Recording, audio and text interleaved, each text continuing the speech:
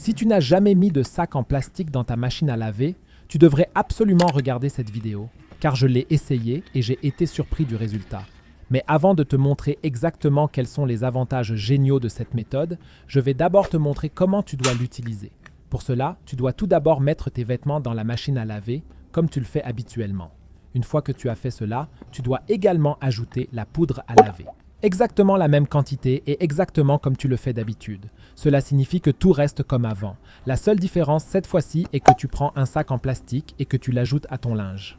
Il devrait s'agir d'un petit sac en plastique, soit celui que tu utilises pour faire tes courses, soit un petit sac poubelle par exemple. Place-le au milieu de tes vêtements et laisse-le simplement à l'intérieur. Il y a cependant encore une chose importante à prendre en compte. Dans l'étape suivante, tu dois fermer la machine à laver normalement et la régler.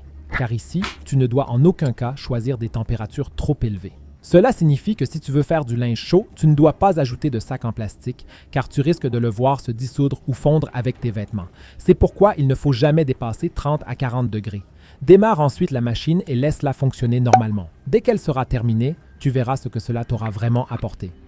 Car si tu as l'habitude d'avoir des vêtements pleins de poils d'animaux, même quand ils sortent du lavage, parce que tu as des animaux domestiques par exemple, tu sais à quel point c'est énervant.